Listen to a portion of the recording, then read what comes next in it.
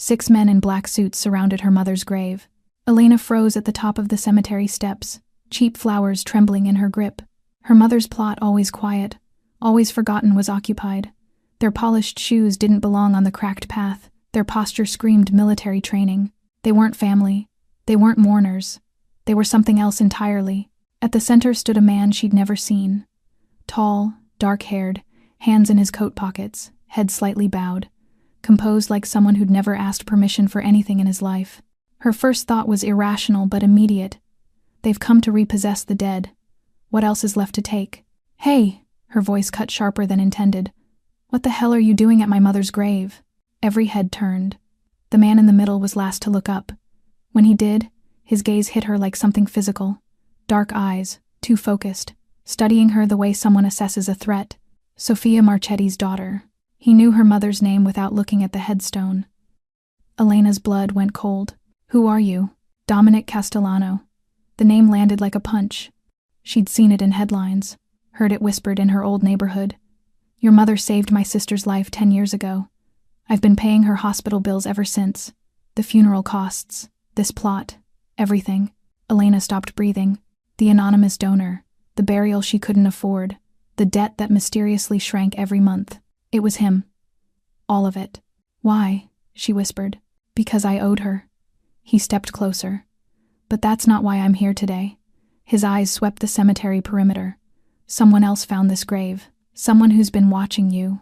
And they know you matter to me now." "What does that mean?" "It means you're no longer invisible, Miss Marchetti." His voice dropped. "It means they've already been inside your apartment. And it means if you don't come with me right now, you won't survive the week." The wind scattered dead leaves across her mother's headstone. 24 hours ago, her biggest problem was making rent. Now she was standing in a graveyard, learning her dead mother had once saved a mob boss's sister, and that single act of kindness had just made Elena a target. She looked at the grave, at the armed men, at the stranger who'd been silently paying her debts for years. "Why should I trust you?" Dominic held her gaze. "Because your mother did." Elena stayed where she was for a few more seconds, staring straight into the dark eyes of the man in front of her. The cemetery wind still blew cold across her shoulders, but the cold inside her cut even deeper. Her mother had trusted this man. Her mother had kept this secret for 10 years, and now Elena was standing at a crossroads she had never chosen. At last she swallowed hard and nodded. "Fine, I'll go with you." Dominic did not look relieved, and he did not look victorious. He only signaled to his people, and they began to move like a machine that had been programmed long ago. "But I need to stop by my apartment first," Elena added, her voice firmer than she meant it to be. "I need to get my things." Dominic paused and turned to look at her. "It's not safe. I don't care. I don't have anything except what's in that apartment. You can drag me along, but you can't make me leave everything behind without saying a word." A silence stretched tight as a drawn wire. Then Dominic let out a breath, so light it was almost impossible to hear. 10 minutes, not more.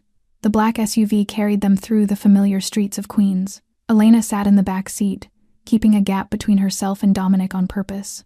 Through the glass she watched the grocery stores, the cheap bars, the street corners she had walked past 1,000 times. Everything still looked exactly like yesterday, but Elena knew nothing would ever look the same again. When the car stopped in front of the worn old building where she lived, Dominic got out with her. 2 men in black suits went ahead, and 2 stayed behind. Elena felt as if she were marching through a small army, and she was the prisoner being escorted. The stairs up to the 3rd floor creaked the way they always did. The familiar damp, musty smell rushed into her nose. But when Elena opened the apartment door, she stopped short. Everything looked normal. Too normal. The old sofa was still in the corner. The pile of bills was still stacked on the table. The dishes were still in the sink from yesterday morning. But something was wrong. She could not name it right away, but her body knew. As if the air in the room had been breathed by someone else and left behind, Elena stepped inside slowly. Her eyes swept across the small space, and then she saw it. The dresser drawer sat slightly to the left, not fully closed the way she always left it. The photo of her mother on the bookshelf had been turned, its face aimed toward the window instead of toward the bed, the way Elena always set it. The notebook she hid under her pillow now lay beneath the mattress. "Someone's been in here." Her voice trembled, not from fear, but from anger. This was the only place she had. The last shabby little corner she could still call her own, and they had violated it. Dominic said nothing. He stepped past her and went straight to the electrical outlet near the bed. With one quick movement, he pulled the plug, took out a small knife, and pried off the outer plate. Inside, a small black device sat neatly among the wires. A listening device, Dominic said, his voice holding no surprise. Professional grade, expensive. It's been running for at least a few weeks. Elena stared at the tiny object in his hand, her throat tightening until it hurt. A few weeks.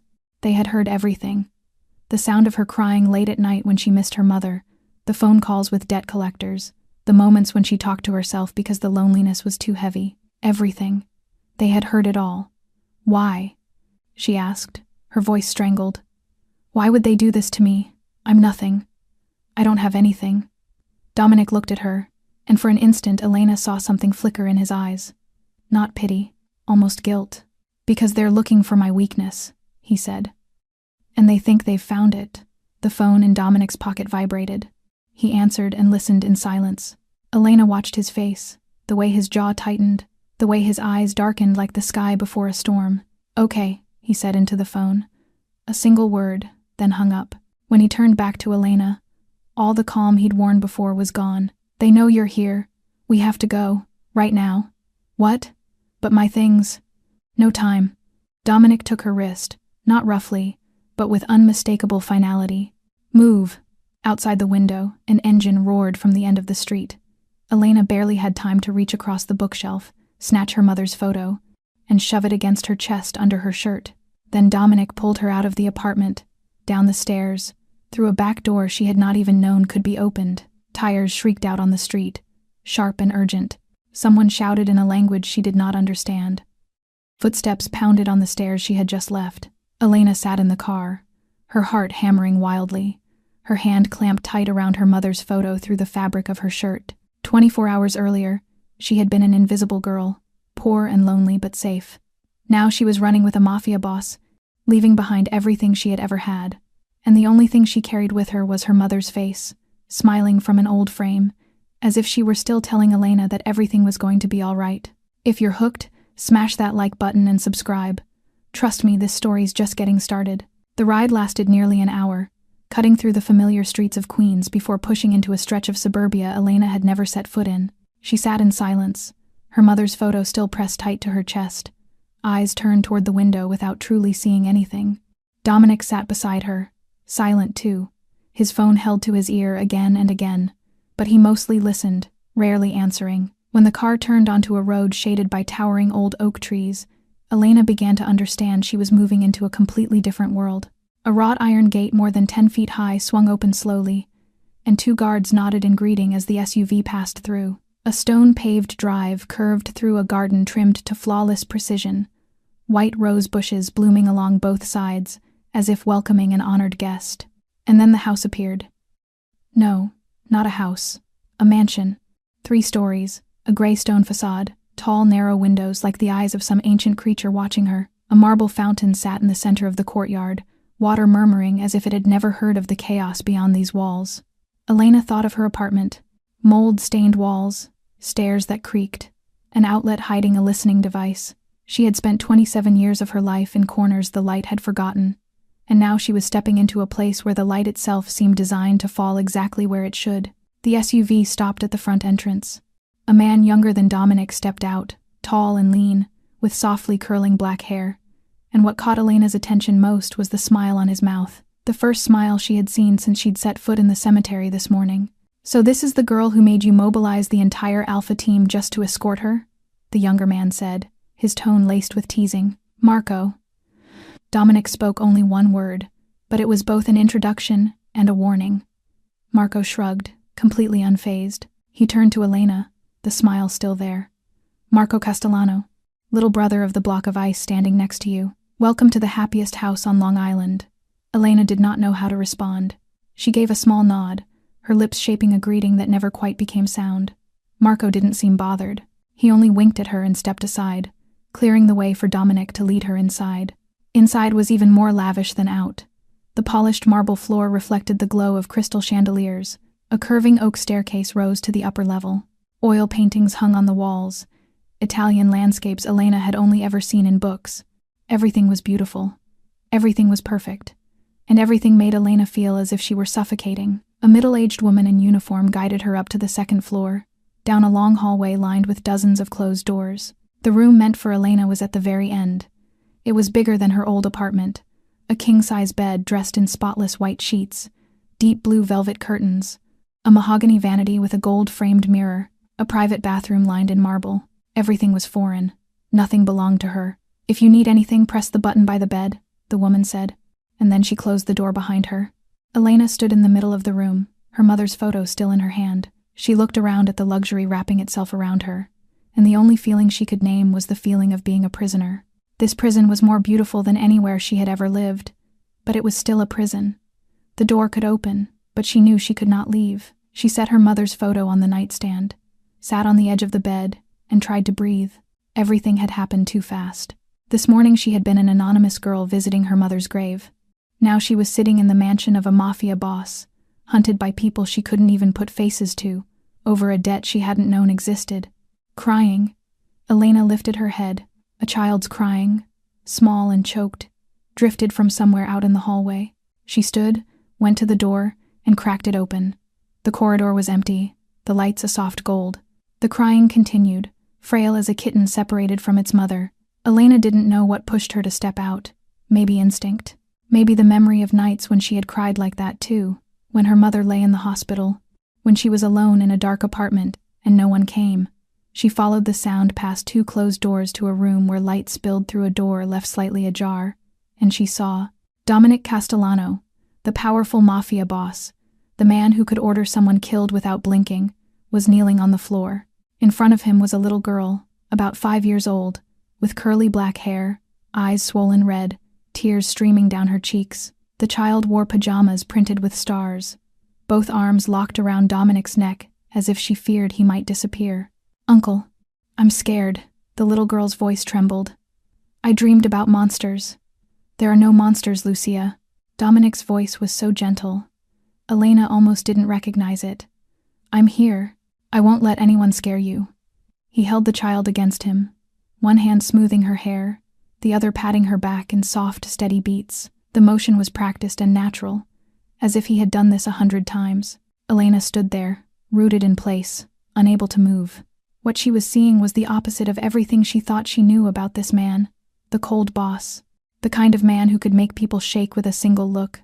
Now he was on his knees, holding a child crying from a nightmare, his voice light as a breath of wind, and Elena realized the world she had just stepped into was far more complicated than she had ever imagined.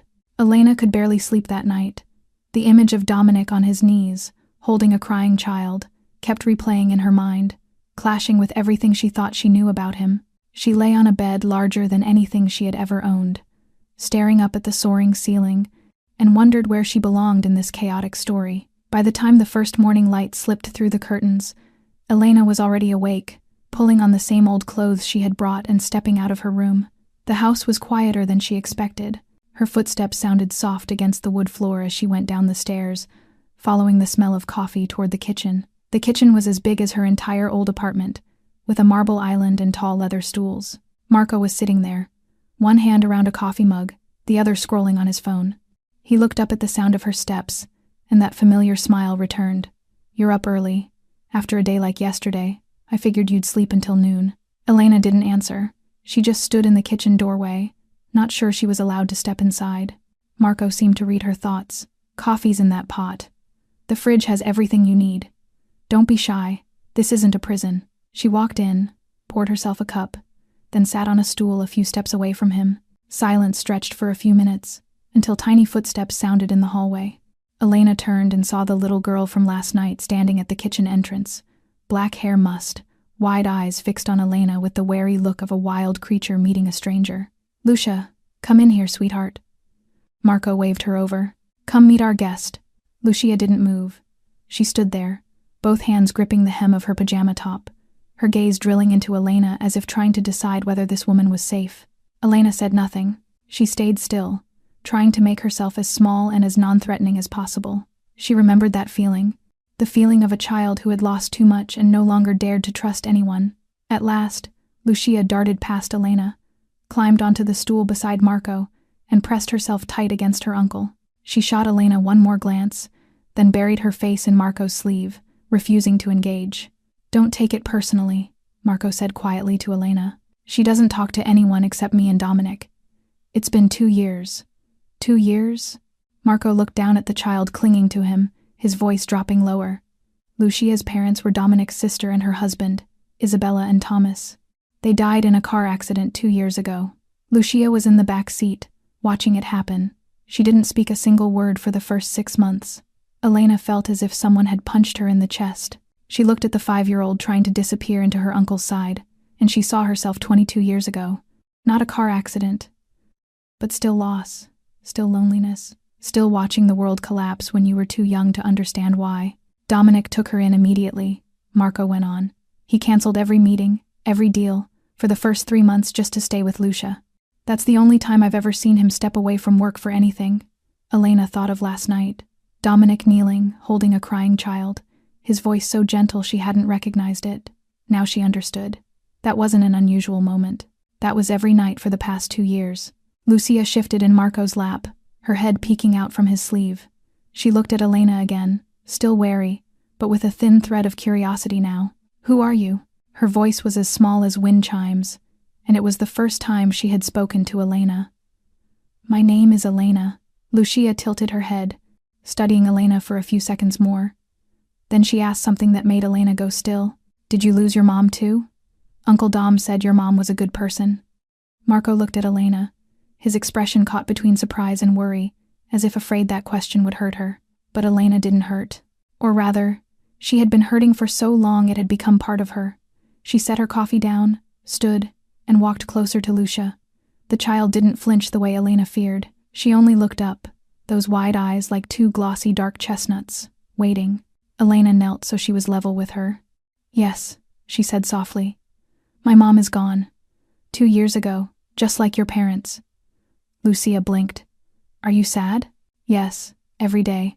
Uncle Dom is sad too. He doesn't cry, but I know. Sometimes he looks at my mom's picture for a long time." Elena felt her throat tighten. This child was only 5, yet she understood loss more than anyone should have to at that age. "My mom was very good," Elena said, her voice shaking a little. "And I'm sure your mom was too." Lucia was quiet for a moment. Then she spoke again, her voice so small it sounded like she was afraid someone might hear. "My mom used to sing to me before bed. Now nobody sings anymore. Uncle Dom tried, but he's really bad at it." A laugh slipped out of Elena before she could stop it, short and soft, but it was the first laugh she had made in days. And then something almost miraculous happened. Lucia laughed too. It was only a tiny laugh, fleeting as sunlight breaking through cloud, but Marco nearly spilled his coffee from surprise. "She doesn't laugh with strangers," he whispered, looking at Elena like she had performed magic. But Elena knew it wasn't magic. It was the recognition that comes from shared pain. And sometimes, that is the only language broken souls can understand. On the 3rd night in the Castellano mansion, Elena still could not sleep. She lay on the bed, staring up at the darkness coating the ceiling, listening to her own heart beat inside the silence. Too many questions spun through her mind, too many missing pieces in the picture of her mother's life she had thought she understood. The scar on her mother's shoulder, the way her mother always dodged the subject when Elena asked about the past, the way she always changed the topic whenever Elena mentioned anything connected to her work as a nurse. Now Elena understood it hadn't been random evasiveness. It had been a wall built on purpose, hiding a secret her mother had carried for 10 years. Nearly 2 in the morning, Elena gave up on trying to sleep. She left her room, went down the stairs, and headed for the kitchen, hoping a cup of warm milk might help her settle. But the kitchen was not empty the way she expected. A pale yellow glow from a small table lamp spilled from the corner of the adjoining dining area. Dominic was sitting there alone, a glass of whiskey and an old photograph in front of him. He didn't look up when Elena stepped in, as if he had known she was coming before she arrived. "You can't sleep either?" His voice was low and tired in the dark. Elena didn't answer right away. She moved closer, eyes dropping to the photograph in Dominic's hand. A young woman, maybe 18 or 19, with long black hair and a radiant smile. She looked like Dominic in the eyes and the shape of the face, but softer, brighter. "Isabella," Dominic said when he caught Elena's gaze. "My sister." This was taken before everything happened. Elena sat in the chair across from him, keeping her distance but close enough to see Dominic's face in the dim light. She saw the exhaustion carved into the lines around his eyes, saw the ghost of the past haunting those dark irises. "I want the truth," she said, her voice quiet but steady. "All of it. About my mother. About what she did. About why I'm sitting here." Dominic took a sip of whiskey, his eyes still fixed on the photograph. The silence stretched long enough that Elena thought he would not answer. Then he began to speak, his voice the sound of a story buried deep in his chest for a decade. 10 years ago, Isabella was 18, just graduated high school. I was 26. I had just taken over my father's business. She wanted to go to her graduation party with her friends. I didn't want to let her because I knew that area was dangerous, but she begged. She always knew how to make me give in. He paused, his fingertips stroking the glass of the frame. That night there was a shooting. 2 gangs settled their score right on the street where Isabella was walking home. She got trapped between 2 lines of fire, took a bullet in the stomach, and ended up behind a car that was burning. Elena held her breath, seeing it in her mind. The police arrived, but nobody dared go in. The guns were still firing. The flames were still burning. They said they had to wait for backup, wait for it to calm down. But Isabella was bleeding. Every minute that passed was a minute closer to death. Dominic lifted his head and looked straight into Elena's eyes. "And then your mother showed up, Sofia Marchetti, an emergency room nurse. She heard the victim's location over the radio, and when no one would go in, she went in herself. No body armor, no weapon, just a medical kit and her hands." Elena felt tears rise that she could not hold back. She pictured her mother, the thin woman who always coughed in the winter, who had worked 20-hour shifts without rest, who always told Elena that saving people was a calling. She crawled nearly 100 feet across the street, through flying bullets and burning fire, until she reached Isabella. The bullet had torn through an artery. There was so much blood, anyone else would have given up. But your mother didn't. Dominic's voice trembled slightly, something Elena never thought she would witness. She stopped the bleeding, kept Isabella awake, talked to her for 20 minutes until the medical helicopter came, and during that time, she was hit in the shoulder. But she didn't stop, not for a second. "The scar," Elena whispered. "The scar on my mother's shoulder." "Yes," Dominic nodded. "When it was over, I went to the hospital. Isabella survived because of your mother. I knelt by Sofia Marchetti's bed and told her I would repay this debt for the rest of my life. She looked at me and said there was only one thing she wanted." "What?" "Keep her daughter far away from this world. Never let you know. Let you have the normal life she could never have." Elena felt tears sliding down her cheeks and she could not stop them. Her mother had done that. Her mother had hidden it all, carried the scar and the memories alone, just so Elena could live without knowing the dark existed. "I kept my promise for 10 years, Dominic went on, his voice heavy. "Paid the hospital bills, the debts, everything, but always from a distance, always invisible, because that's what she wanted." He set the photograph down, his eyes meeting Elena's in the dark. "Your mother didn't want you to know. She wanted you to have a normal life, and I failed to keep that promise." Elena said nothing. She only sat there, tears falling silently, thinking of the woman who had sheltered her for her entire life. Her mother was a hero. Her mother was the one who had crawled through fire and bullets to save a girl she did not even know.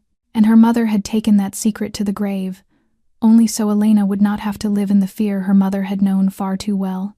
The next morning, the air inside the Castellano mansion felt unusually heavy. Elena noticed it the moment she came down the stairs and saw the guards moving with more urgency, their voices low and hurried in the corners of the hallways. She found Lucia sitting alone in the living room, clutching a teddy bear and staring out the window with a worry a 5-year-old should not have to carry. "Uncle Dom is in a meeting," Lucia said when she saw Elena. "When he's in a meeting, everyone stays quiet." Elena sat down beside her without asking anything else.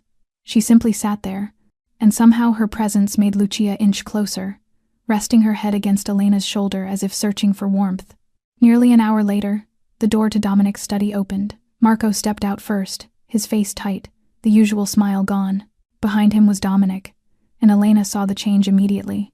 His eyes were darker, his jaw clenched, his whole body pulled taut like a wire stretched to the breaking point. "Elena," Dominic said her name, not Miss Marchetti, the way he had in the days before. "Come in. You need to hear this." She stood, glanced once more at Lucia. Marco nodded, signaling he would stay with the child. Elena walked into the study, the heavy wooden door closing behind her. The room was spacious, lined with bookshelves that reached the ceiling, an oak desk in the center, and a painting of the Sicilian coast on the wall. Dominic stood by the window with his back to her. "The people watching you weren't random," he began, his voice cold and hard as steel. "We traced the listening device in your apartment. Everything leads back to one name." Elena waited, her heart beating faster. Vincent Moretti. The name rang out like a death bell inside the room. Dominic turned and faced her. "The Moretti family is our sworn enemy. The war between our bloodlines has lasted 20 years, since my father was still alive. Territory, power, spilled blood. Both sides have lost people. The shooting 10 years ago," Elena said, the pieces locking into place in her mind. "Isabella got caught in it." "That was one of our battles." Dominic nodded, not dodging the truth. "Moretti ordered the hit. Isabella was just an innocent victim trapped in the middle. And what does he want now? He wants me dead. He wants the Castellano Empire to collapse. But he knows he can't strike head-on, so he looks for weakness." Dominic moved closer, his gaze locking onto Elena. "He found you." Elena felt the blood in her body turn cold. "Me? You're the person I've been protecting in silence for 10 years. He's watched me long enough to notice. Every time I went to the cemetery, every payment sent into your mother's account, every bill that got covered, he connected it all and understood you matter to me. But we didn't even know each other until a few days ago." "Doesn't matter." Dominic shook his head. "To Moretti, anyone I care about is a target. And he's decided you're the next piece on the board." Elena wanted to say she was nobody's piece. She wanted to scream that she never asked to be dragged into this war, but she knew it would mean nothing. She was here now. There was no way back. A knock at the door cut through her thoughts. Marco stepped in, holding a small package wrapped in brown paper. "It just came to the gate. No sender name. It's been cleared." Dominic took the package and tore away the paper. Inside was a white envelope. He opened it, and Elena saw his face go still. "What is it?" she asked, her voice shaking beyond her control. Dominic didn't answer. He simply handed her the photo from inside the envelope. Elena looked and felt the world tilt. It was her, in the cemetery, standing at her mother's grave with a cheap bouquet in her hands. The picture had been taken from far away, from a high angle, maybe from a nearby hill. The image was sharp, like something shot by a professional, and beneath the photo, written in red ink, was a single line, so pretty. "It would be a shame if something happened." Elena didn't realize she was trembling until Dominic took the photo back from her hands. He looked down at the words, and the expression on his face made Elena understand why people feared Dominic Castellano. It wasn't an explosion of rage. It wasn't shouting or smashing things. It was absolute cold. His eyes were like a frozen lake, not a ripple on the surface, but beneath it a depth that could swallow anyone who dared to step in. Dominic crumpled the photograph in his fist, slowly and deliberately, as if imagining it was someone's throat. He just made his last mistake. His voice was low and even, but Marco shuddered. Even Elena felt a chill crawl up her spine, even though she knew that fury was not aimed at her. She stood in the study of a Mafia boss, holding proof that his enemy was coming for her, and she realized that the ordinary life her mother had fought to preserve was gone forever. 2 weeks passed faster than Elena expected. The first tense, unfamiliar days slowly gave way to a new rhythm, strange but no longer quite so terrifying. She began to memorize the paths through the sprawling house, to know what hour the chef prepared breakfast, what hour Lucia woke up, and what hour Dominic left his study to eat dinner with the family. Family. The word felt odd in Elena's mind when she thought about the people in this house, but she could not find another that fit more precisely. Lucia changed the most. The little girl who had once been shy and withdrawn began coming to Elena every day, sometimes only to sit beside her in silence, sometimes to ask the innocent questions only children think to ask. "Aunt Elena, why are clouds white? Aunt Elena, does my bear dream? Aunt Elena, do you know how to bake? My mom used to bake for me." That last question made Elena pause. She looked into Lucia's wide eyes and saw a longing for her mother that Elena understood too well. "I do," Elena said. "My mom used to bake too. I'll teach you, okay?" And so every afternoon the two of them took over the kitchen. Elena taught Lucia how to mix the flour, how to crack the eggs, how to stir gently so the cake wouldn't turn tough. Lucia stood on a tall stool, her face dusted with flour, grinning every time she did something right. Lucia's laughter echoed through the kitchen, and Elena realized it was a sound she had been missing for so long in her life. At night, Elena read to Lucia before bed, fairy tales about princesses and princes, about magic and happy endings. Lucia lay curled under the covers, her eyelids drooping to Elena's steady voice. And sometimes, when Elena looked up, she saw Dominic standing in the doorway, watching in silence. He never spoke, he only looked, but his eyes were different in those moments. Softer, warmer.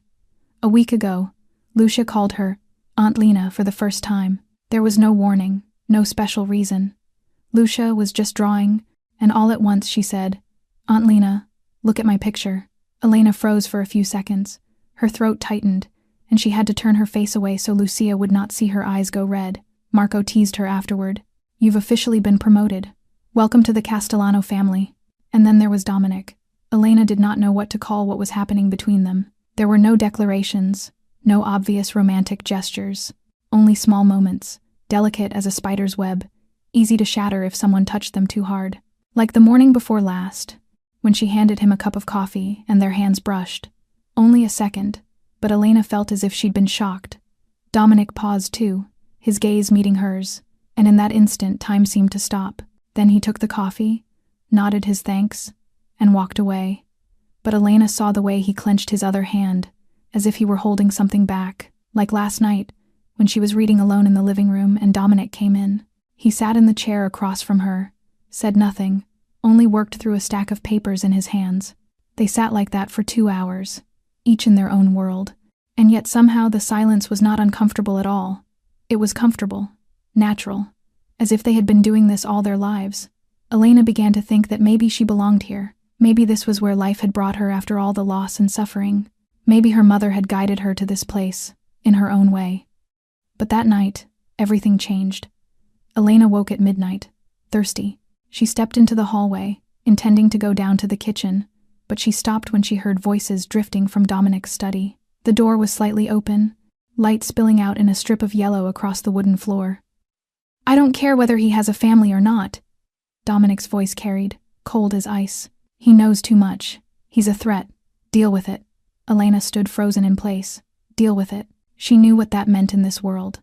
Not firing someone, not throwing them out, but making them disappear. Forever. "Make it clean," Dominic went on, his tone utterly steady. "I don't want any traces. And do it fast, before Moretti knows we've discovered it." Elena took a step back, trying not to make a sound.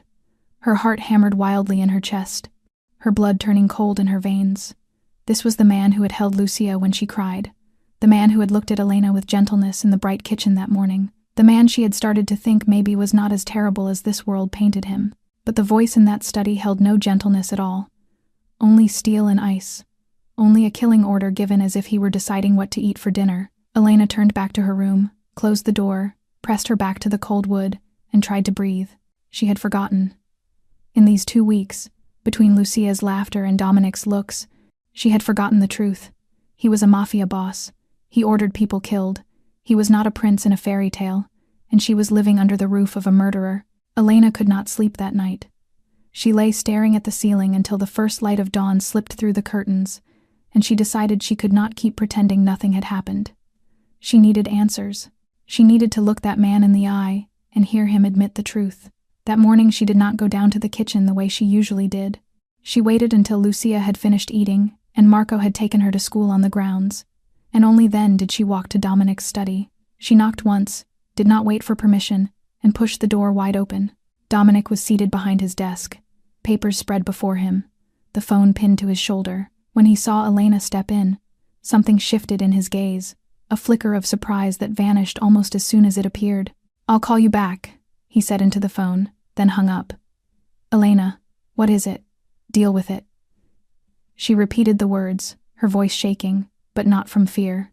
"Last night I heard you give an order to deal with someone. I want to know what that means." Dominic did not look startled. He did not try to excuse it or soften it. He only sat there, watching her with those dark, unreadable eyes, as if weighing how much truth she was ready to carry. "You know what it means," he said at last. "You've known since the moment you walked into this house. I want to hear you say it. Kill." Dominic said it without flinching, without dressing it up.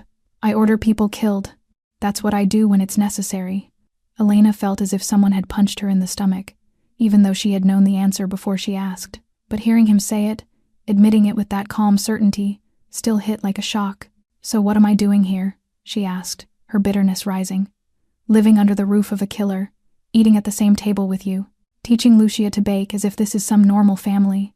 Dominic stood and took a step toward her. Elena backed up a step, but he stopped, keeping his distance. I told you from the first day, his voice low and steady. My world isn't for the weak. You didn't ask, so I didn't tell you. But I have never hidden who I am. Then why are you keeping me here? Because you aren't weak. Dominic looked straight into her eyes. You just don't know how strong you are yet. I saw it the moment you stood in that cemetery, alone, facing 6 armed men, and you still dared to shout in my face. I see it every time you look at Lucia, every time you get back up after whatever life throws at you. Elena did not know how to answer. She stood there, caught between anger and confusion, not sure what she was feeling. Come with me, Dominic said, moving toward the door. There's something you need to see. She wanted to refuse.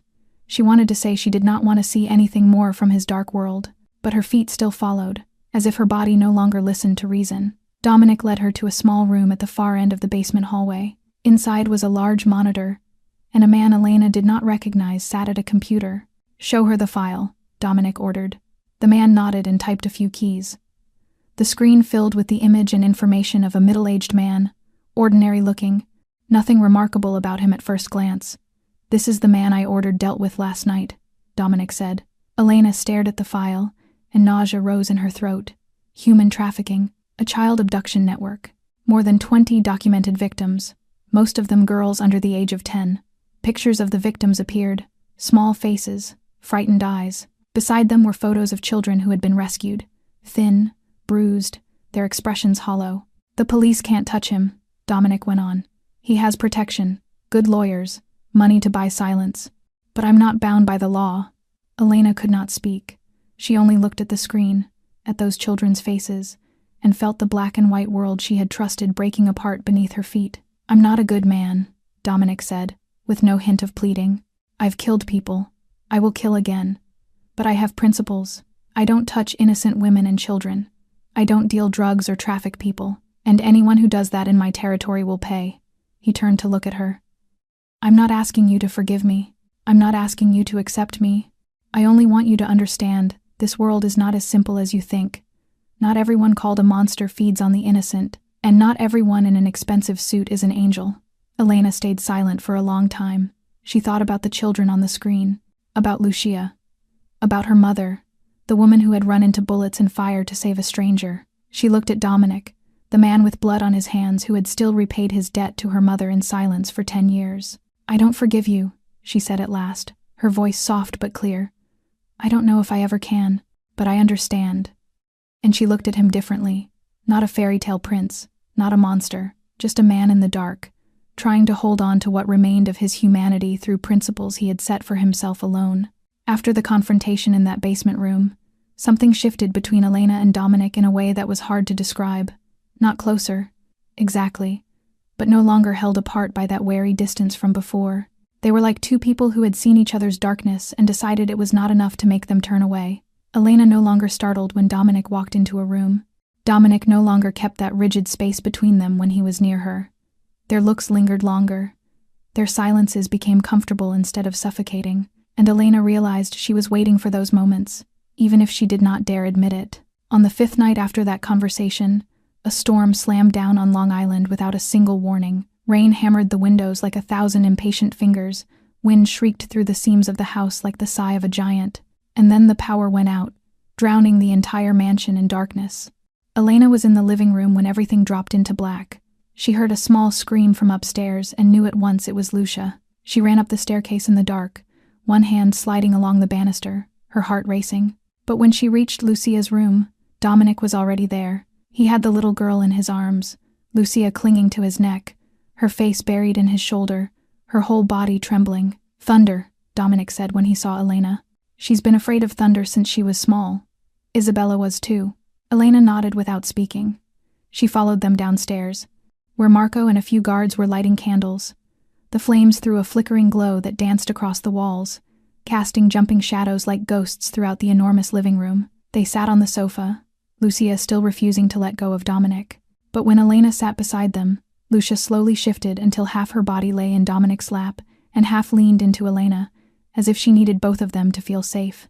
The rain kept pouring, the thunder kept growling beyond the windows, but inside their arms, Lucia began to calm. She yawned once, then her eyes drooped. Then her breathing evened out. Elena looked down at the small face, sleeping heavily against her leg, and felt something warm spread through her chest. She lifted her head and caught Dominic's gaze.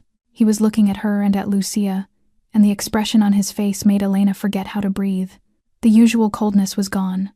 The assessing look, the guardedness, all of it. He looked at them the way a man looks at something precious, something he fears will shatter if he touches it. "You're good with her," he said, his voice low and rough in the candlelight. "Lucia doesn't let anyone that close. Not besides me and Marco. She just needs someone who understands," Elena answered softly. "I know what it feels like to lose your mother when you're young. Maybe she can feel that." Dominic did not reply.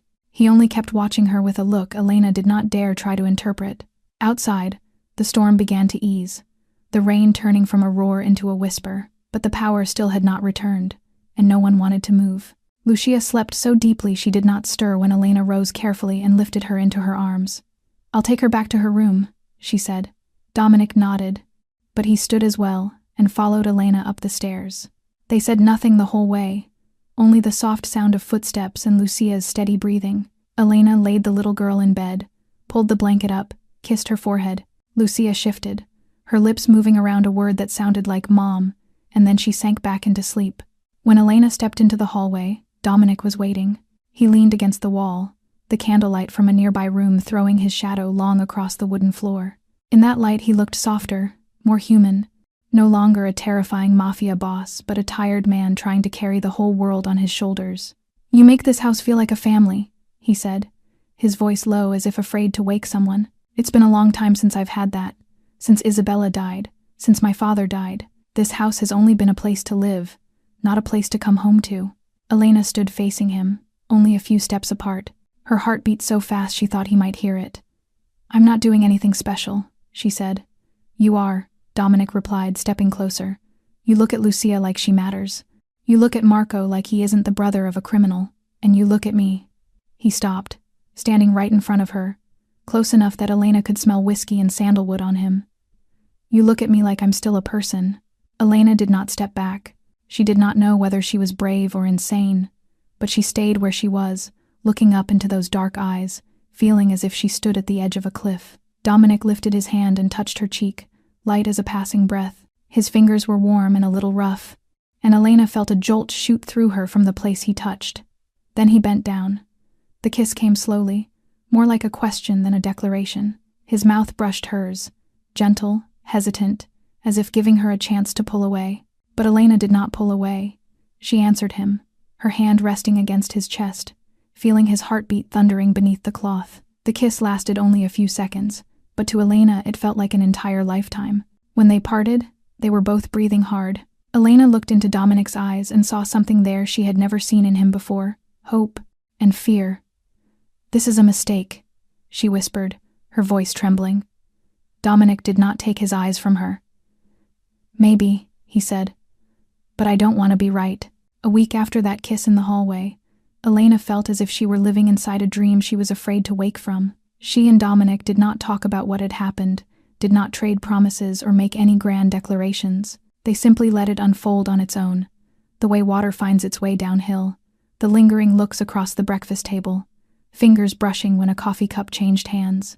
The moments they stood side by side at the window, watching Lucia play in the garden, shoulder to shoulder, needing no words and understanding anyway. They kept it secret, or at least Elena thought they did, but Marco would not leave them alone. "You look at her the way you look at the last piece of tiramisu on earth," Marco said to Dominic at dinner, when Elena had just stepped out of the room to take Lucia to wash her hands. "Everyone in this house can see it, you know? Even Mrs. Johnson in the kitchen. She asked me when the wedding is." Elena heard that as she was coming back, and she nearly tripped at the doorway. Dominic shot his brother a look that could have frozen water, but Marco only grinned, completely unaffected. "For the first time in my life I've seen you smile, and it wasn't because somebody was about to die." Marco kept teasing. "Let her stay. This house needs a normal person." Lucia grew more attached to Elena every day. Now she did not only call her Aunt Lena, she came to Elena first whenever anything happened. When she drew a picture she was proud of, Lucia ran straight to Elena to show it off. When she wanted a bedtime story, she demanded Elena tell it. When she had a nightmare, she no longer searched only for Dominic. She called for Elena too. "Aunt Lena, will you stay forever?" Lucia asked one afternoon as they sat drawing together. Elena looked into the child's wide, hopeful eyes and didn't know how to answer. She wanted to say yes. She wanted to promise. But life had taught her that promises were sometimes the cruelest gifts people could give each other. "I'll be here as long as I can," she said, and prayed that would be enough. Those days were so bright Elena almost forgot the darkness waiting out there. Almost. But sometimes she caught Tony Russo watching her. Dominic's longtime advisor, a man of 40 with salt and pepper hair and eyes that never smiled even when his mouth did. He looked at Elena in a way she couldn't read. Not hostile, but not friendly either. As if he were measuring her. As if he were calculating something. Elena noticed. And she saw that Marco noticed too. Once she caught Marco observing Tony with narrowed eyes. But when she asked, he only shook his head and said, "It's nothing." She didn't believe him. But she also didn't want to puncture the fragile bubble of happiness she was living inside.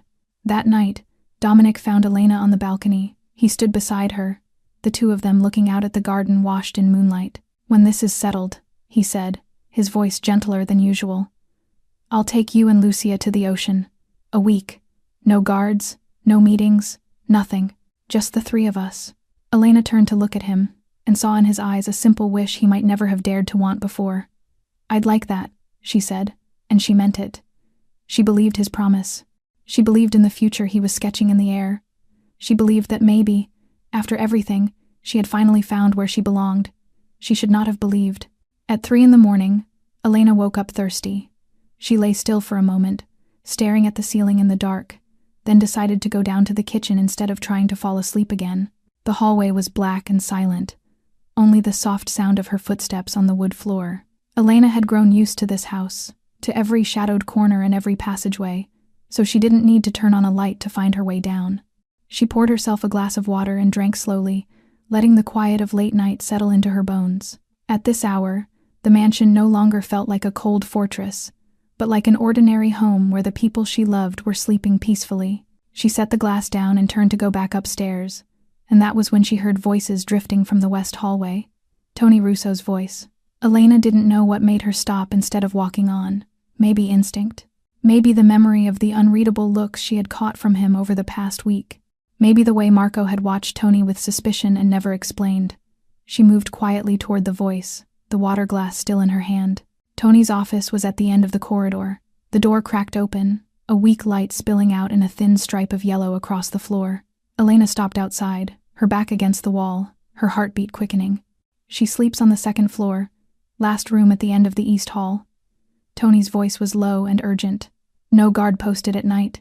Castellano trusts the outer perimeter too much." Elena went rigid. He was talking about her. "Dominic's schedule this week," Tony went on. "Monday he meets the Chicago men. Wednesday he goes to the port to inspect a shipment. Both times he brings fewer people because he wants to keep it quiet. That's the opportunity." Silence for a moment, as if Tony were listening to someone speaking on the other end. Then he continued, his voice lower, but Elena still heard every word as if it were carved into the air. "I understand, Mr. Moretti. I'll send the security layout tonight. The weakness is at the west gate. The shift changes at 3 a.m. There's a 5-minute gap. If you strike then..." Elena felt as if ice water had been poured straight into her chest. Tony Russo, Dominic's longtime advisor, a man trusted completely, a man who knew every secret of the Castellano family, a traitor. He was selling information to Moretti, reporting her location, exposing the weak points in their security, clearing a path for the enemy to come in and kill Dominic. Elena took a step back, trying not to make a sound. She had to get out of there. She had to warn Dominic. She had to do something before it was too late. But her hands were shaking too hard. The glass slipped from her fingers. It hit the wood floor and shattered with a crack that echoed through the stillness of the night. Everything froze for a single second, then hurried footsteps came from inside the room. The door swung open. Tony Russo stood there, the phone still in his hand, his eyes like knives in the dark. They stared at each other in a moment that stretched like a lifetime. Elena saw calculation flash through his gaze, saw the instant he decided she had heard too much. "Miss Marchetti." Tony's voice was low and even, but there was something deadly in it. "Where are you going at this hour?" I was just getting water. Her voice shook, and she couldn't hide it. Tony looked down at the shattered glass on the floor, then back at her. How much did you hear? Elena didn't answer. She couldn't lie well enough to fool eyes that drilled into her like a tool. Her silence was all the answer Tony needed. He let out a breath, almost like regret for what was about to happen. You shouldn't have heard that, Miss Marchetti. His hand moved, and Elena caught a flash of steel in the dark. A gun. Tony pulled out a gun. Everything happened in a blink. Elena didn't think. She just moved. She spun and ran. Bare feet on cold wood, her heart crashing in her chest, her mind reduced to one single thought. Survive. Stop! Tony shouted behind her. Footsteps chased her, fast and decisive. Elena sprinted down the hallway, throwing herself toward the staircase that led up to the second floor. She needed Dominic's room. The gun fired. Deafening. So close, Elena felt the rush of the bullet slicing past her ear. She stumbled but kept running, a scream tearing out of her throat before she could stop it. Dominic! Her cry ripped apart the silence of the night. Lights snapped on. Feet thundered from different directions. Shouts and orders erupted. Elena hit the last step and slammed into a wall. No, not a wall. Dominic.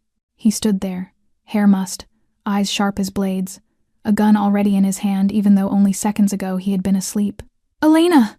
He grabbed her shoulders. What happened? Elena looked up at him, sweat and tears mingling, panting so hard she could barely speak. Tony, she whispered. Tony is the traitor. He's working for Moretti. Everything happened in only a few minutes, but to Elena it felt like an entire lifetime. Dominic didn't need to hear another word. He issued orders in a voice cold as steel, and the whole mansion erupted like a disturbed hive. His men appeared from everywhere, weapons in hand, moving with the precision of people trained for exactly this moment. Marco charged in, eyes still heavy with sleep but a gun already in his hand. What happened? Tony, Dominic said, clipped. Take him alive. I want him in front of me in 5 minutes. Elena stood inside Dominic's hold, her whole body shaking beyond her control. She heard running feet, shouted commands, doors slamming. Then Tony's voice rang up from downstairs, fury and desperation tangled together. They caught him. Dominic handed Elena off to a guard with clear instructions. Get her to the safe room. No one goes in except me and Marco. Then he vanished down the stairs, leaving Elena with her heart pounding and 1,000 unanswered questions. But Elena didn't stay in the safe room. She waited until the guard turned away, then slipped out and followed the sounds down to the basement. She needed to know. She needed to understand. The basement room was cold under harsh blue-white light. Tony Russo knelt in the center, his hands bound behind his back, blood running from a scrape on his forehead. 4 armed men surrounded him, and standing in front of him was Dominic, his face so cold Elena barely recognized him. His phone, Marco said, handing the device to Dominic. He sent a message before we caught him. Moretti knows we found out. Dominic looked at the screen, his jaw tightening so hard Elena could see the muscle standing out under his skin. Why? He asked Tony, his voice low and even in a way that was terrifying. 15 years. You were with me for 15 years. You were the man my father trusted. Why? Tony lifted his head, and Elena saw something she hadn't expected in his eyes. Not hatred, not greed. Desperation. The desperation of a man backed into a corner. Because he has my daughter. Tony's voice was rough. Moretti took Mia 3 months ago. He sends me pictures of her every week. He knew exactly when I left the house. He knew who I spoke to. He made me believe he had eyes inside these walls. He said if I didn't cooperate, he'll mail me my little girl piece by piece. A heavy silence swallowed the room. Elena saw Dominic's body go rigid, saw something shift in his gaze. Why didn't you tell me? Dominic asked, still cold, but with something else threaded through it now. Because he said if I breathed a word, Mia would die immediately. He told me he has a source close to you. I didn't know who to trust. I couldn't risk her life on a gamble, Dominic. I just couldn't. Tears slid down Tony's face. A man Elena had never seen show emotion. I know I'll die for this. I accept it. But I couldn't watch my daughter die. Dominic. I couldn't. Dominic stood motionless. Elena could see the battle behind those dark eyes. Reason said he should kill. The law of this world said a traitor could not be spared, but something else held him back. He pulled out his gun. Dominic. Elena stepped into the room, ignoring the hands that tried to stop her. Don't. Everyone turned toward her. Dominic frowned, but he didn't order them to take her away. Elena, this isn't your business. He has a child, Elena said, her voice trembling but refusing to retreat. He did this for his daughter, the same way you would do anything for Lucia. She saw the impact of her words in Dominic's eyes. She watched him look down at Tony, then back at her, and in that moment she didn't know what he would choose. Moretti is holding an innocent child, Elena went on.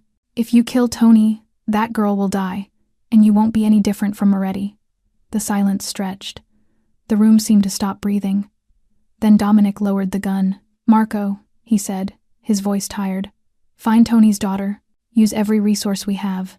I want her brought here within 24 hours. Marco nodded, his eyes flicking to Elena with surprise he couldn't hide. Then he left.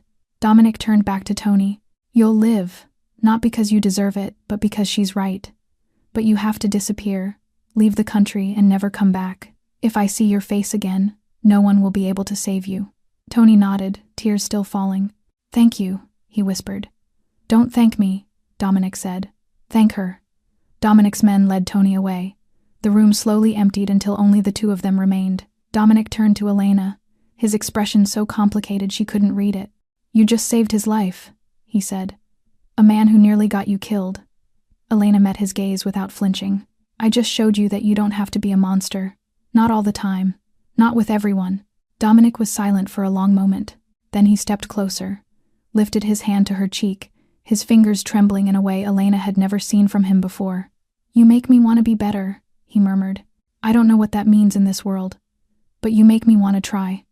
Elena laid her hand over his, and in that instant, in the cold room that still smelled faintly of blood and gunpowder, she felt something shift between them, deeper, realer, and more fragile than ever. 2 days after what happened with Tony, the Castellano mansion turned into an impenetrable fortress. The number of guards doubled. More security cameras were installed on every corner. No one was allowed in or out without passing 3 layers of checks. Dominic barely slept, spending most of his time in his study, coordinating the search for Tony's daughter and preparing for the confrontation with Moretti that he knew was coming. Elena could feel the tension in the air, thick as smoke before a storm, but she tried to keep everything normal for Lucia. The little girl didn't need to know about the dangers closing in. She only needed to be a 5-year-old, with the only worries in her world being where her teddy bear slept and what she would eat today. On the afternoon of the second day, Elena decided to take Lucia into the garden. The child had been kept indoors too long, her eyes starting to look dull the way a flower does when it has no light.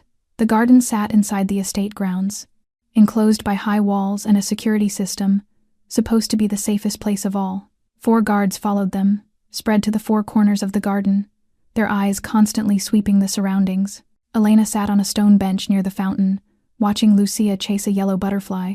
The child's laughter rang out in the autumn afternoon, clear and carefree, and Elena felt warmth bloom in her chest. This was why she stayed, not because of Dominic, not because of protection, but because of this child, the one who called her Aunt Lena and looked at her with eyes full of trust. Aunt Lena, look! Lucia held up a red, heart-shaped leaf she had just picked up. Isn't it pretty? It's very pretty, Elena smiled. Want to take it back and give it to Uncle Dom? Lucia nodded eagerly, pressing the leaf to her chest like a treasure. Everything seemed peaceful, safe, normal, and then one of the guards collapsed. There was no gunshot, only a small, soft pop, and the tall man who had been standing watch suddenly dropped onto the grass, blood spilling from a hole in his forehead. Before Elena could even understand what was happening, the second guard fell, then the third, then the fourth. Like dominoes knocked down, 4 trained men went down in less than 10 seconds. A sniper, from somewhere beyond the wall. Elena shot to her feet, her heart slamming. Lucia, come here right now. Lucia stood in the middle of the garden, eyes wide with fear, not understanding what was happening. Before Elena could reach her, a horrible explosion ripped through the air. The estate's iron gate blew apart, and a black truck burst through, crushing everything in its path. It stopped in the courtyard, doors flying open, and men in black poured out like ants. Gunfire erupted from every direction. Screams rose from inside the house. Chaos. Elena ran to Lucia, grabbed her hand, and dragged her toward the back of the garden. She didn't know where she was going, only that she had to get Lucia out. But they were surrounded. 2 men blocked the path ahead. 3 more came from behind. Elena stopped, pulled Lucia into her arms, shielding the child with her body. Her eyes swept frantically for an escape, and she saw one. An SUV parked near a rosebush, the clearance beneath it just high enough for a 5-year-old to crawl under. "Lucia?" Elena dropped to her knees, gripping the child's shoulders, looking straight into eyes swimming with tears. "Listen to me. You're going to crawl under that SUV and stay there. Don't come out no matter what happens. Don't cry. Don't make a sound. Promise me." "But Aunt Lena..." "Promise me." Lucia nodded, tears streaming down her cheeks. Elena kissed her forehead, then pushed her toward the vehicle. "Go, now." Lucia ran, tiny feet skimming the grass, and slid under the SUV just as the attackers moved closer to Elena. Elena turned to face them, standing tall even though her whole body was shaking, trying to pull their attention toward her instead of the car. "There she is," one of the men said into a radio. "Alone. Don't see the kid. Bring her in. The boss wants to meet." Elena tried to run, but she wasn't fast enough. An arm clamped around her. She fought, clawing, biting whatever she could reach. But there were too many of them, too strong. The first punch hit her in the stomach and folded her over. The second slammed into her face, and the world began to blur. Before the dark swallowed her whole, Elena heard crying, small and choked, from under the SUV. "Aunt Lena. Aunt Lena." She wanted to answer, to tell Lucia everything would be okay, that she would come back, but she couldn't. They dragged her into the truck, and Lucia's crying was the last thing Elena heard before everything went black. Dominic was in his study when the gunfire echoed through the house. He burst out, a gun already in his hand, and what he saw outside looked like hell breaking loose on his own grounds. Guards' bodies lay scattered. The iron gate had been blown apart. Smoke and flames rose from a vehicle that had been hit. And in the middle of all that chaos, there was no sign of Elena or Lucia. Dominic's heart seemed to stop for a single moment. He ran down to the garden, where his men were gathering, barking orders and checking the wounded. Marco met him halfway, his face pale, but his eyes lighting up when he saw him. "Lucia's safe," Marco said quickly. "We found her under a car." But Dom... He didn't need Marco to finish. He already knew. "Elena, they took her." Dominic stood there and the world around him fell into silence. The gunshots, the shouting, the distant sirens, all of it vanished. Only 4 words kept ringing in his head. "They took her. They took Elena." "Bring Lucia to me," he said, his voice so calm it made Marco shiver. This wasn't the calm of a man who had accepted loss. It was the calm of a storm gathering strength before it destroyed everything in its path. A guard carried Lucia over. She was sobbing, her face flushed, her whole body shaking. When she saw Dominic, she wriggled free and threw herself at him, wrapping her arms around his neck as if she feared he would disappear too. "Uncle Dom, Uncle Dom," Lucia cried, her voice so choked it barely made sound. "They took Aunt Lena. I saw them pulling her. I wanted to come out, but she told me to stay." Dominic held his niece against him, one hand stroking her hair, trying to steady the child's panic. But his eyes stared into the distance, colder than ice, darker than night. "Tell me," he said gently. "What did Aunt Lena tell you?" She told me to crawl under the SUV." Lucia sobbed. "She said don't come out no matter what. She said I had to live. And then they hit her. Uncle. They hit her and they dragged her away." Lucia's voice shattered into uncontrollable crying. Dominic held her tighter, but inside him something broke apart. Elena had saved Lucia. She had sacrificed herself to protect his niece. She had done what anyone in his family would do, even though she had never truly belonged to this world. And now she was in Moretti's hands, alone, with no one to protect her. Dominic handed Lucia to Marco with a short order. "Get her to the safe room. Stay with her until I come back." Then he walked into his study and closed the door. Alone in the familiar room, Dominic stood at the window looking out at the garden being torn apart. He didn't shout. He didn't smash anything. He didn't do what people would expect from a boss who had just been attacked. He only stood there in silence and let the fear he had buried for years rise to the surface. He was afraid. For the first time since Isabella died, Dominic Castellano was afraid. Not of Moretti, not of war, not of death. He was afraid of losing Elena, afraid she would never come back, afraid he would never again see her smile as she held Lucia. Afraid he would never again hear her tell him he didn't have to be a monster. She had changed him. In just a few short weeks, she had made him believe that maybe, after everything, he still had the right to be a good man. And now she was in the hands of his enemy, paying for his sins. Dominic clenched his hands into fists, his knuckles going white. Then he turned, walked out, and his face settled back into that familiar coldness. Only now it was more frightening than ever. Marco was waiting in the hallway. "How bad is it?" Dominic asked. 4 dead, 6 injured. They hit fast and pulled out clean. Professional. Planned. Tony gave them everything they needed. Dominic's voice held no emotion, but Marco could see the storm churning in his brother's eyes. "Find Elena," Dominic ordered. "Use everyone, every connection, every set of eyes on the street. I want to know where she is within 6 hours. And Moretti, set up a meeting with him, face to face." Marco hesitated. "You know it's a trap. He wants you to come. I know." Dominic cut him off. "I know it's a trap. I know what he wants. But he's holding something I can't lose, Marco. And I'm going to take it back, even if I have to burn this entire world down." Elena woke to pain radiating through her entire body, her head throbbing as if someone had struck it with a hammer, her vision smeared in the dark, and her wrists burning where a coarse rope bit tight. She forced her eyes open, blinking until the weak light around her came into focus, and she realized she was in an abandoned warehouse.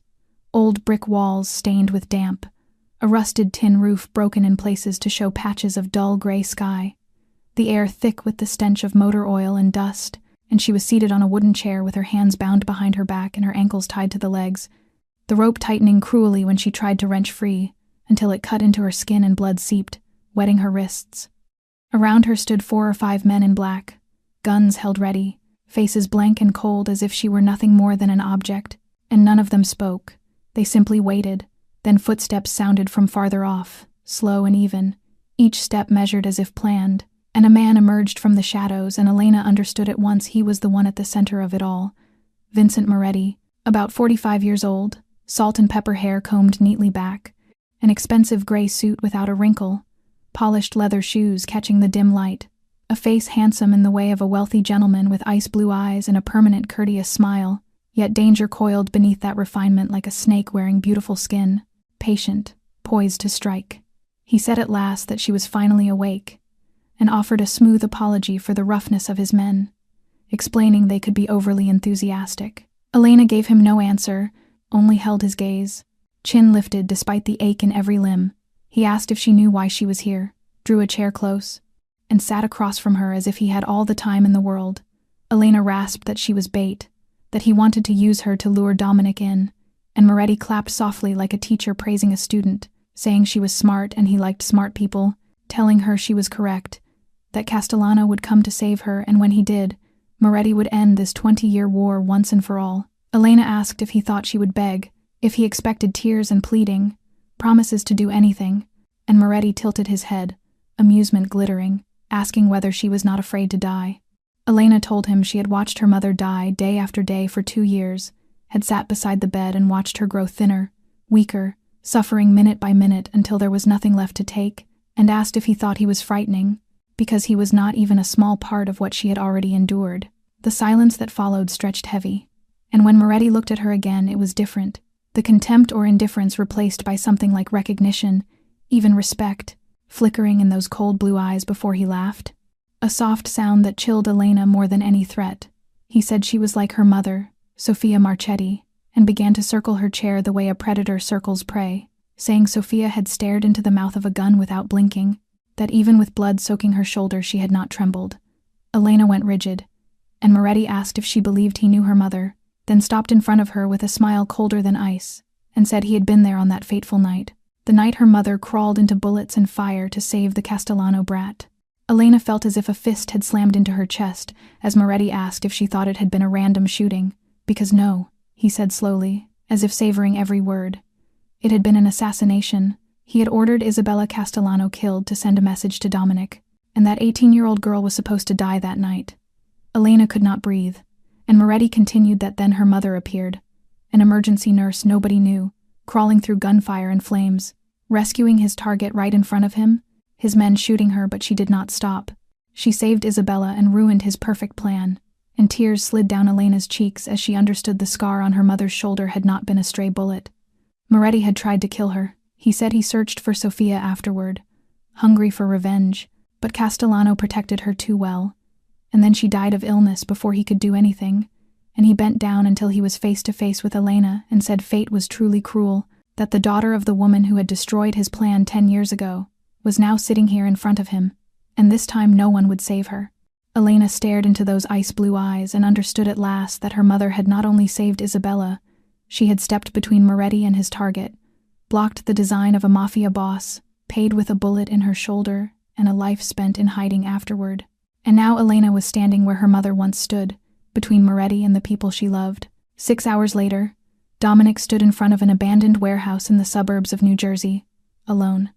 At least that was how it looked. He wore a black suit, no body armor, no gun in his hand, exactly as Moretti had demanded during the negotiation call. Around him was the darkness of late night and the terrifying silence of a deserted industrial zone. The warehouse door opened and 4 armed men stepped out, guns aimed straight at Dominic. They searched him, checking every part of his body, then nodded to signal he was clean.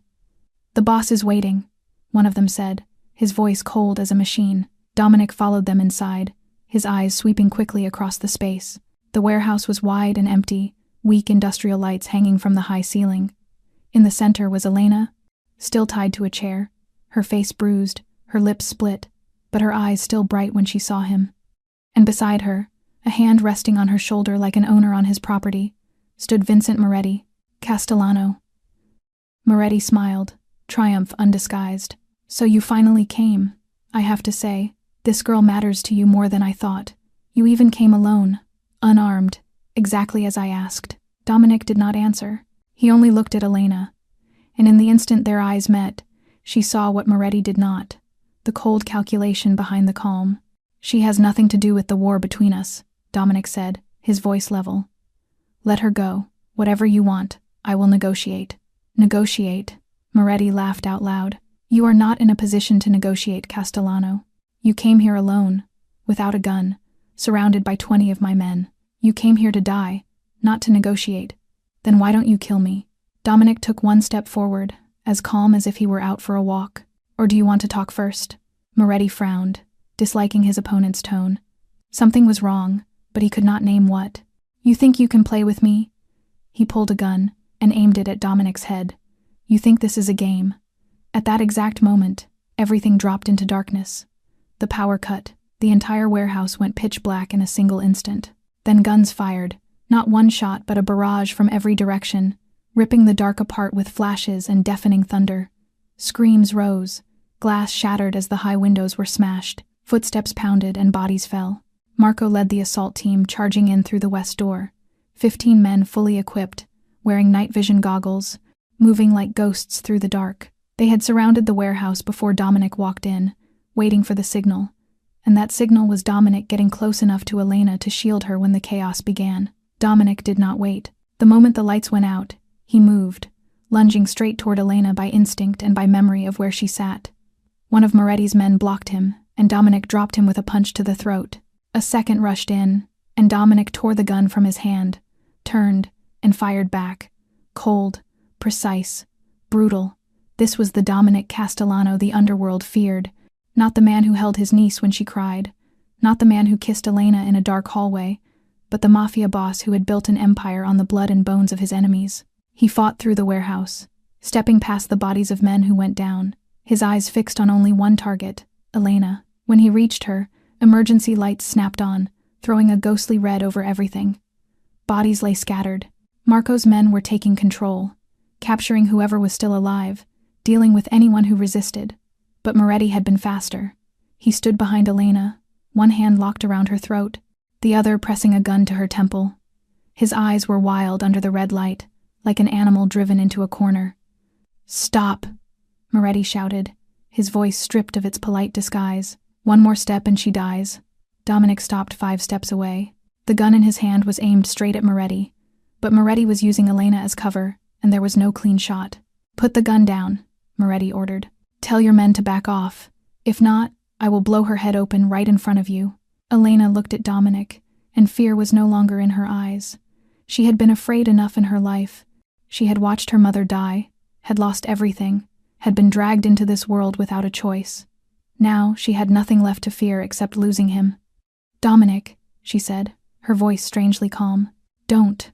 He looked at her, and she saw the pain in his eyes, the pain of a man about to lose the one thing that mattered most. "Don't worry," he said softly. only loud enough for her to hear. "I won't lose you." Moretti laughed like a madman. How touching. The cold Mafia boss, Dominic Castellano, loving a poor girl, the daughter of a nurse. "Your father would turn in his grave if he knew." "My father is dead," Dominic replied, his voice ice cold. "And you are about to be dead. I have a hostage," Moretti shouted, pushing the barrel harder against Elena's head. "You are not in control here." Dominic did not answer. He only looked at Elena, and she understood. She remembered what he had said on the storm night, in the dark hallway, in the bright kitchen. "You are stronger than you think." And Elena knew what she had to do. Time seemed to stop in that instant. Elena felt the icy barrel pressed to her temple, Moretti's ragged breath at the back of her neck, and Dominic's eyes locked on her through the red wash of the emergency lights. She saw the pain in his gaze, the frantic calculation of a man trying to save the woman he loved without letting her die, the fear he was fighting to hide and could not, and she remembered his words, that she was stronger than she thought.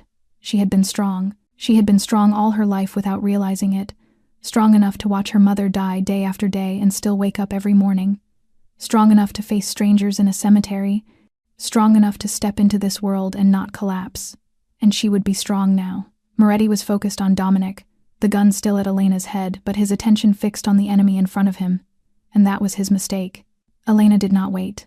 She drew one deep breath, gathered every shred of strength left in her exhausted body, and moved. Her elbow slammed backward, striking Moretti in the stomach with everything she had.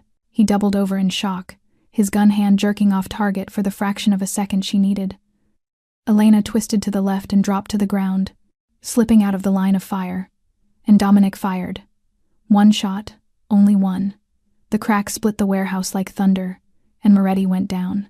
The bullet punched through his forehead, precise to the millimeter, ending the life of the enemy the Castellano family had fought for 20 years. Elena lay on the cold concrete, her ears ringing from the shot, her heart hammering so hard she thought it would burst. She turned her head toward Moretti and saw him sprawled there, blood pooling beneath his skull, those ice-blue eyes already losing their light.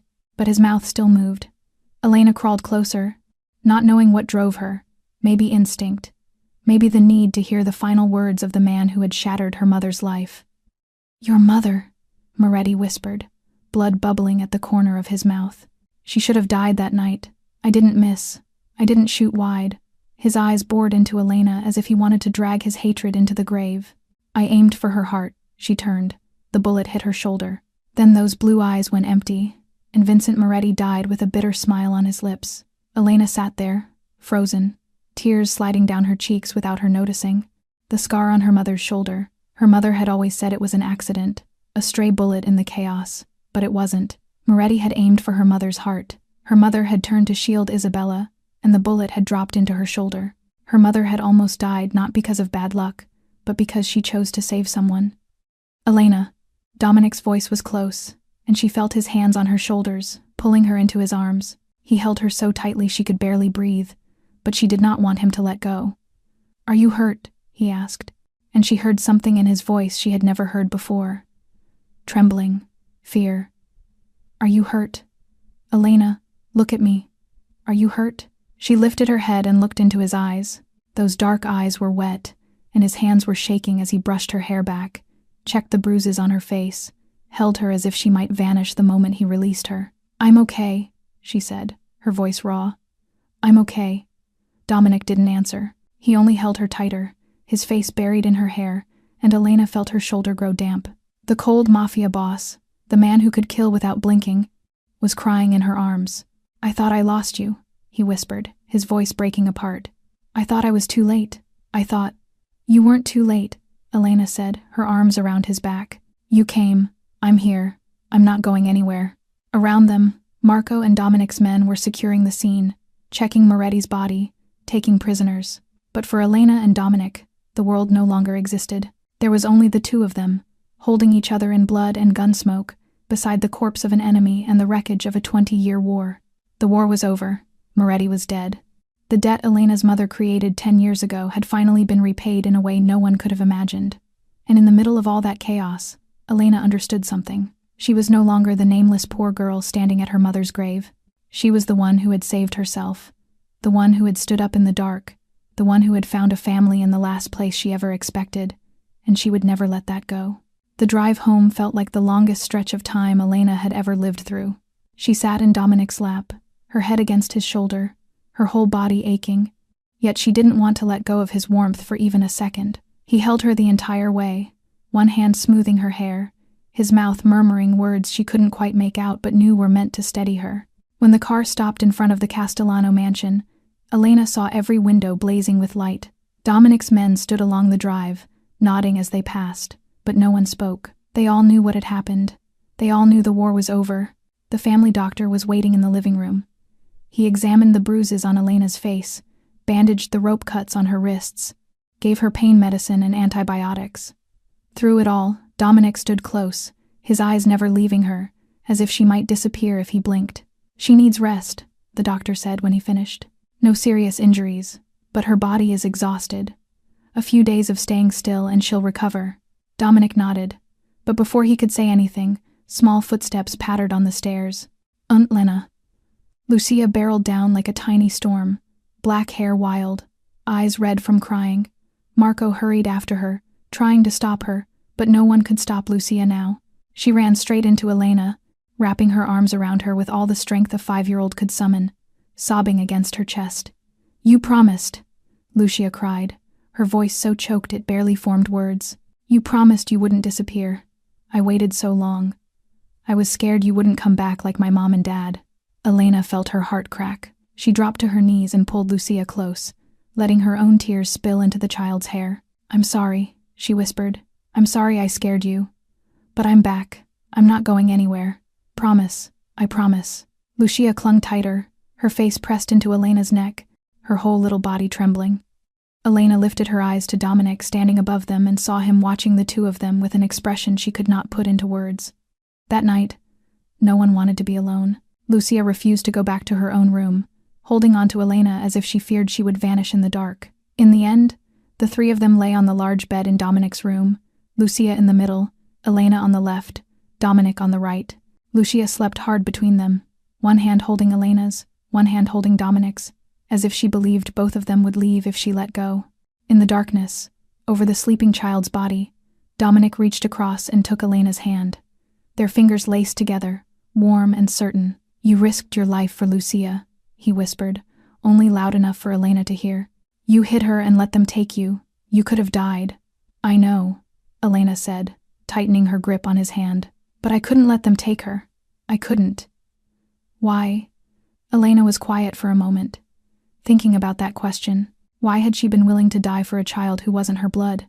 Why had she gambled her life for a family she had only stepped into a few weeks ago? "Because of her," she said at last. "Because of you. Because of this family." She heard Dominic draw in a long breath in the dark. Family. It was the first time she had used that word for them. "Stay with me," he said, his voice trembling in a way Elena recognized as restraint. "Not because of the debt to your mother. Not because of protection. Stay because I need you. Lucia and I both need you." Elena looked down at the little girl sleeping between them, her face peaceful for the first time in days. She thought of her mother, who had sacrificed everything so Elena could have an ordinary life. What would her mother say if she could see Elena now, lying in the bed of a Mafia boss, in a house full of guards and secrets, beside an orphaned child and a man with blood on his hands? Maybe her mother would understand, because her mother had loved in a way that logic could not explain, had sacrificed for people who were not her blood, had seen light in darkness where others saw only black. "I'm not going anywhere," Elena said, and she meant it. Dominic squeezed her hand, and in the dark she knew he was smiling. Outside the windows, dawn began to rise, spilling pale gold into the room. A new day began, a new chapter opened, and for the first time in her life, Elena was not afraid of the future. 3 months passed like one long dream. The Castellano mansion no longer felt like the cold fortress Elena had sensed when she first arrived. Now Lucia's laughter ran through the hallways every day, the smell of baked bread drifted from the kitchen on weekend afternoons, and the way Dominic looked at Elena had softened into something Marco swore was turning my brother into a completely different man. The Moretti family had fractured after Vincent's death, the ones left either fleeing or submitting, and Castellano territory was steadier than it had ever been. Dominic began shifting part of the operation into legitimate business, saying he wanted to build something Lucia could be proud to inherit someday. And Elena, she had found her place in this house, not as a guest, not as a hostage, but as part of the family. On a Sunday morning at the start of winter, the black SUV rolled to a stop outside Greenwood Cemetery. Elena stepped out, drew in a deep breath of the familiar cold air, and felt as if she were coming home. Dominic stepped out after her, holding Lucia's hand. Lucia wore a white dress today, clutching a bouquet of white roses she had chosen herself that morning. "Is this where Grandma Sophia is, Aunt Lena?" Lucia asked, eyes wide as she looked around. "Yes, sweetheart," Elena smiled. "Let me take you to meet her." They climbed the worn stone steps Elena knew by heart, and she realized something was different. Her mother's grave no longer looked lonely and bleak the way it had before. The grass had been neatly trimmed, flowers planted around it, and a small stone bench placed nearby so visitors could sit. But what stopped Elena was the headstone. It was still her mother's simple marker, but beneath the name and dates, a new line had been carved. A silent hero, never forgotten. Tears rose in Elena's eyes as she turned to Dominic. He stood with his hands in his pockets, calm as if this were nothing at all.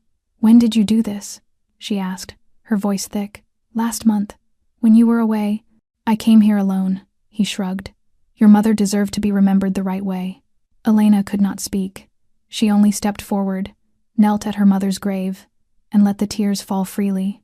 Lucia sat beside her and placed the white roses on the grave with the careful seriousness of a child doing something that mattered. "Hello, Grandma Sophia," Lucia said, her voice clear. "I'm Lucia. Aunt Lena tells me a lot about you. You cooked really well, right? Aunt Lena taught me to bake using your recipe. I can do it now. Only it gets a little burnt." Elena laughed through her tears and smoothed the child's hair. Lucia kept talking to the headstone as if she were speaking to a real grandmother, telling her about school, about Uncle Dom, about the neighbor's new cat, about all the small, ordinary things of daily life. And Elena sat there listening, feeling her mother close, somewhere just out of sight. When Lucia ran off to chase a butterfly nearby, Elena stood, faced her mother's grave, and began to speak. "Mom, I have so much I want to tell you. About Dominic, about Lucia, about everything that happened. You know, my life changed completely from the day I met those men in black suits standing around your grave." She told her everything, about the fear at the beginning, the doubt, the moment she discovered the secret her mother had carried for 10 years, about a love that came from the last place she ever expected, about finding a family when she had believed she would be alone forever. When she turned back, Dominic was right behind her, but he wasn't standing. He was kneeling, down on one knee, right in front of Sophia Marchetti's grave, holding an open red velvet box that revealed a diamond ring flashing in the winter sun. "I know I should be doing this somewhere more romantic," Dominic said, his voice shaking in a way Elena rarely heard. "But I wanted to ask your mother first." He lifted his eyes to the headstone as if he were speaking to Sophia herself. "I want to ask your permission to let me love your daughter for the rest of my life, to let me protect her, cherish her, be worthy of her. I know I'm not perfect. I know my world is full of darkness, but Elena is my light, and I will spend my whole life trying to deserve that light." Then he turned to Elena, his dark eyes shining with something she had never seen in him before. "Elena Marchetti, will you stay with me?" Elena stood there, tears streaming, laughing and crying at the same time. She looked down at Dominic, then at her mother's headstone, then at Lucia running back toward them with an eager, curious face. "Mom would say you talk too much," she laughed. Dominic laughed too, relieved and happy. "So that's a yes. It's a yes." 3 years later, Elena woke to warm sunlight pouring through the curtains and the rich scent of coffee rising from downstairs. She lay still for a moment, one hand resting on the gently rounded belly beginning to lift beneath the thin blanket, and she smiled. Life had changed so much since the day she stood in the cemetery and saw men in black suits surrounding her mother's grave. Tiny footsteps pattered along the hallway and pulled her out of her thoughts. The bedroom door flew open, and an 8-year-old girl with curly black hair burst in, already dressed in her school uniform with a backpack on her shoulders. "Mom, I'm going to be late for school." Lucia bounced onto the bed, her eyes shining. "Uncle Marco said he'll take me because Dad has an early meeting today, but I wanted to say hi to Mom first." "Mom." The word still warmed Elena's heart every time she heard it. Lucia had started calling her that 6 months after the wedding, as naturally as if it had always been true. And for Elena, it was true. She did not give birth to Lucia, but she loved her with her whole heart. "Have fun at school," Elena said, kissing Lucia's forehead. "Tell Mom about your day when you get home." "Yes." Lucia dashed toward the door, then turned back, her eyes dropping to Elena's belly. "Mom, remember to tell the baby that Big Sister loves him. I want him to come out soon so we can play." Then she vanished into the hallway, her laughter echoing behind her. Elena sank back, her hand stroking her belly. 3 months. The doctor said it was a boy. Dominic had cried when he heard the news, even though he would never admit it. Familiar footsteps sounded, and Dominic walked in carrying 2 cups of coffee. He set one on her bedside table, kept the other in his hand, then sat on the edge of the bed and bent to kiss his wife's forehead. "Did you sleep well?" "I slept great," Elena smiled. "He kicked all night, but I still slept." Dominic placed his hand on her belly, his eyes soft in a way only she ever got to see. The cold mafia boss he once was had become a devoted husband, a loving father, and a man rebuilding his empire in a way his children could be proud of. 70% of the Castellano work had now shifted into legitimate business, real estate, imports, premium security services, and Dominic said he wanted to build something clean for Lucia and the baby on the way. Elena was the chief executive officer of one of the companies in the group, the real estate firm she had helped grow from nothing. The business administration degree she completed after the wedding was being used the way it was meant to be used, and she loved her work. Marco had married too, a gentlewoman he met at a charity event Dominic forced him to attend. His wife was pregnant with their first child, and the 2 babies would be born only a few months apart. The Castellano family was growing in a way no one had ever expected. That afternoon, as they did every week, the whole family went to visit Sophia's grave. Greenwood Cemetery was the same as ever, with worn stone steps and chipped stone angels. But Sophia Marchetti's plot was now overflowing with fresh flowers, carefully tended, never lonely. Lucia ran ahead and set down a bouquet she had chosen herself. "Hi, Grandma Sophia," she called out, her voice bright with excitement. "I have good news. I'm going to have a baby brother. A brother. I'm going to teach him to play ball and bake the way Mom taught me. Are you happy, Grandma?" Elena stood beside Dominic, hand in hand, watching her daughter talk to the headstone as if she were speaking to a real grandmother. Tears rose in Elena's eyes, but they were happy tears. Dominic gave her hand a gentle squeeze. "Any regrets?" he asked, the question he still asked every time they came here. Elena looked at her mother's grave, then at Lucia skipping around the fountain nearby, then down at her belly where a small life was growing, then at the man beside her who had changed her entire world. "Only one thing," she said softly. "I wish Mom could have met them. Met Lucia. Met you. Met the baby who's coming.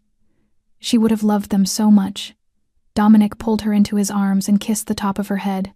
"She's watching," he whispered. "I believe that." Elena rested her head against her husband's chest, listening to the steady rhythm of his heart, and she felt peaceful. 3 years ago, she was a poor, lonely girl carrying debts she could never repay and grief for her mother that would not ease. She came to the cemetery that day with a cheap bouquet and a shattered heart, never imagining her life was about to change forever.